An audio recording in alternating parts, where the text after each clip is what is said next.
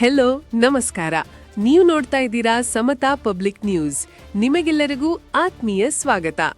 ಹೌದು ವೀಕ್ಷಕರೇ, ಈಗ ನಾವು ಹೇಳಿರುವ ಸುದ್ದಿ ಭಕ್ತಿ, ನಂಬಿಕೆ ಮತ್ತು ಪವಾಡಗಳ ಸಂಗಮವಾಗಿರುವ ಮಹತ್ವದ ಧಾರ್ಮಿಕ ಕಾರ್ಯಕ್ರಮದ ಬಗ್ಗೆ. ಬಾಗಲಕೋಟೆ ಜಿಲ್ಲೆ ರಬಕವಿ ಬನಹಟ್ಟಿ ತಾಲೂಕಿನ ಪಾವನ ಕ್ಷೇತ್ರ ಹಳಿಂಗಳಿಯಲ್ಲಿ ಇರುವ ಶ್ರೀ ಅಲ್ಲಮಪ್ರಭು ದೇವಸ್ಥಾನ ಸುಕ್ಷೇತ್ರದಲ್ಲಿ 18ನೇ ವರ್ಷದ ಜಾತ್ರಾ ಮಹೋತ್ಸವ ಹಾಗೂ ಪ್ರಭುವಿನ ಮಹಾಬ್ರಹ್ಮೋತ್ಸವ ಭಕ್ತಿಭಾವದಿಂದ ಜರಗಲಿದೆ. ಹೌದು ವೀಕ್ಷಕರೇ, ದಿನಾಂಕ 31-12-2025 3-12-2025 ಭಕ್ತರ ಕಾಮಧೇನು, ಕಲ್ಪವೃಕ್ಷ, ಭವರೋಗ ವೈದ್ಯ, ನಡೆದಾಡುವ ದೇವರು ಎಂದು ಪ್ರಸಿದ್ಧರಾದ ಪೂಜ್ಯ ಶ್ರೀ ಮಹಾವೀರ ಪ್ರಭುಗಳ ನೇತೃತ್ವದಲ್ಲಿ ಈ ಮಹಾಧಾರ್ಮಿಕ ಉತ್ಸವ ಅದ್ಧೂರಿಯಾಗಿ ನಡೆಯಲಿದೆ. ವೀಕ್ಷಕರೇ, ಕೃಷ್ಣಾ ನದಿಯ ತಟದಲ್ಲಿ ನೆಲೆಸಿರುವ ಹಳಿಂಗಳಿ ಕ್ಷೇತ್ರವು ಭೂಲೋಕಡೆ ಸ್ವರ್ಗದಂತೆ ಕಂಗೊಳಿಸುತ್ತಿದ್ದು, ಐತಿಹಾಸಿಕ, ಧಾರ್ಮಿಕ ಮತ್ತು ಸಾಂಸ್ಕೃತಿಕ ಹಿನ್ನೆಲೆಯೊಂದಿಗೆ ಅಪಾರ ಮಹಿಮೆಯನ್ನು ಹೊಂದಿದೆ. ಇದು ಪೂಜ್ಯರಾದ ಭದ್ರಬಾಹು ಮುನಿಗಳು 772 ಮುನಿಗಳೊಂದಿಗೆ ತಪಸ್ಸು ಮಾಡಿದ ಪವಿತ್ರ ಭೂಮಿ. ಶ್ರೀ ರಾಮಲಿಂಗೇಶ್ವರನ ರಮಣೀಯ ತಾಣವಾಗಿರುವ ಈ ನೆಲ ದಾನ, ಧರ್ಮ, ದಾನಕ್ಕೆ ಹೆಸರಾದ ಭೂಮಿಯಾಗಿ ಇತಿಹಾಸದ ಪುಟಗಳಲ್ಲಿ ಹಚ್ಚ ಹಸಿರಾಗಿದೆ.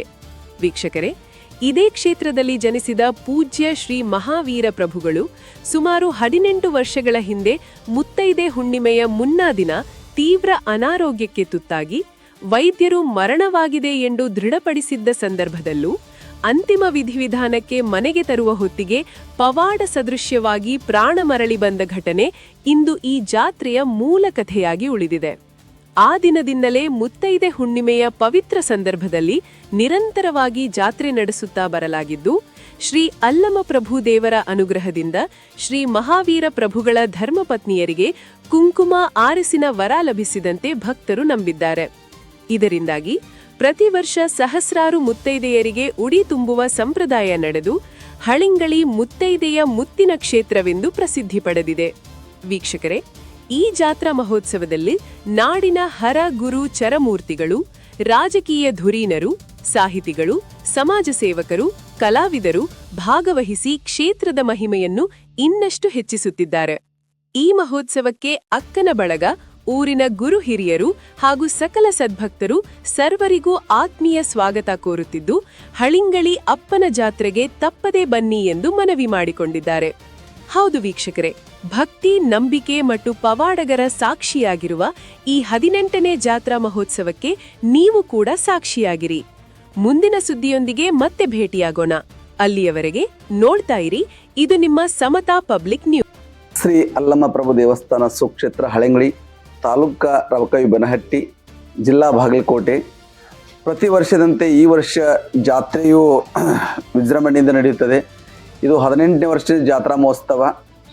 ಯಾಕಂದರೆ ನಾವು ಈ ವರ್ಷ ಏನು ಕಾರ್ಯಕ್ರಮ ಹಮ್ಮಿಕೊಂಡಿದ್ದೀವಪ್ಪ ಅಂದ್ರೆ, ಪ್ರಭುವಿನ ಮಹಾಪ್ರಭೋತ್ಸವದಲ್ಲಿ ಚಿನ್ನರ ಸೌರಭ, ಅಮ್ಮನ ಮಡಿಲು, ಯೋಧ ನಮನ, ರೈತ ನುಡಿ, ಆಧ್ಯಾತ್ಮಿಕ ಸೌರಭ ಮತ್ತು ವೃಕ್ಷೋತ್ಸವ ಮತ್ತು ಪ್ರತಿನಿತ್ಯ ಗದ್ದುಗೆಗೆ ರುದ್ರಾಭಿಷೇಕ, ಹೋಮ ಪ್ರತಿ ವರ್ಷದಂತೆ ಯಥಾ ಪ್ರಕಾರ ಎಲ್ಲ ನಡೀತದೆ.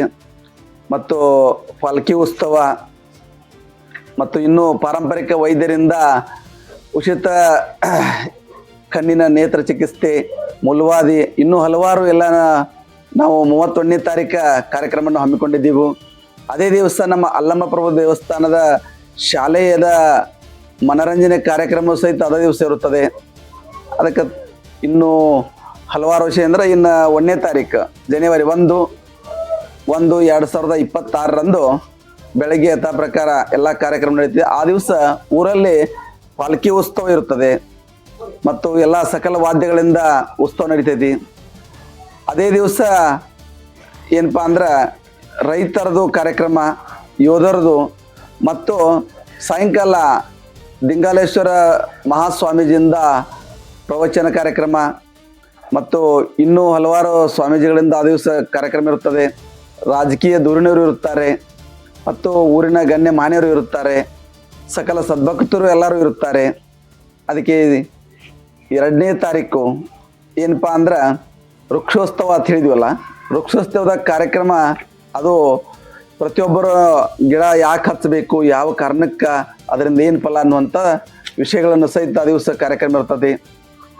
ಮತ್ತು ಆಧ್ಯಾತ್ಮಿಕ ಪ್ರವಚನ ಯಾರಪ್ಪ ಅಂದ್ರೆ ಮಹಾಮೃತ್ಯುಂಜಯ ಸ್ವಾಮೀಜಿಯವರು ಬಂದಿರ್ತಾರೆ, ಮತ್ತು ಮುತ್ತಿನಕಂಟಿ ಸ್ವಾಮಿಗಳು ಬರ್ತಾರೆ, ಮೈಗೂರವರು ಗುರುಪ್ರಸಾದ್ ಅವರು ಇರ್ತಾರೆ, ಹುಲ್ಯಾಳದಿಂದ ಏನತ್ಲೆ ಹರ್ಷಾನಂದ ಸ್ವಾಮೀಜಿಯವರು ಇರ್ತಾರೆ, ಮತ್ತು ತೀರ್ದಾಳ್ ಗಂಗಾಧರ ಸ್ವಾಮೀಜಿಗಳು ಇರ್ತಾರೆ, ಮತ್ತು ಡಾಕ್ಟರ್ ಮಾಧುಲಿಂಗ ಮಹಾರಾಜರು ಜಕ್ನೂರು ಅವರು ಈಗ 11 ದಿವಸ ಪ್ರವಚನ ಕಾರ್ಯಕ್ರಮದಲ್ಲಿ ಇರ್ತಾರೆ, ಜಾತ್ರೆಯಲ್ಲಿ ಅವರು ಇರ್ತಾರೆ.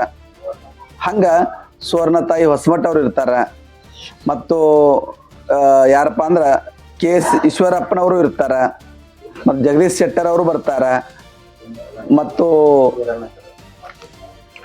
ಲಕ್ಷ್ಮಣ್ ಸೌದಿಯವರು ಇರ್ತಾರೆ, ಮಾಜಿ ಉಪಮುಖ್ಯಮಂತ್ರಿಗಳು, ಮತ್ತು ಕೂಡ್ಚಿ ಮತಕ್ಷೇತ್ರದವರು ಮಹೇಂದ್ರ ತಮ್ಮಣ್ಣವರು ಇರ್ತಾರೆ, ಮತ್ತು ಆನಂದ್ ನ್ಯಾಮಗೌಡವರು ಇರ್ತಾರೆ, ಸಿದ್ದು ಸೌದಿಯವರು ಇರ್ತಾರೆ, ಮತ್ತು ಸಿದ್ದು ಕೊನ್ನೂರವರು ಇರ್ತಾರೆ, ಮತ್ತು ಹಜೇರಿ ಅವರು ಇರ್ತಾರೆ. ಪ್ರತಿಯೊಬ್ಬರು ಸಹಿತ ಇನ್ನೂ ಹೆಚ್ಚಿನ ಸಂಖ್ಯೆಯಲ್ಲಿ ಈರಣ್ಣ ಕರಡೆಯವರು ಇರ್ತಾರೆ.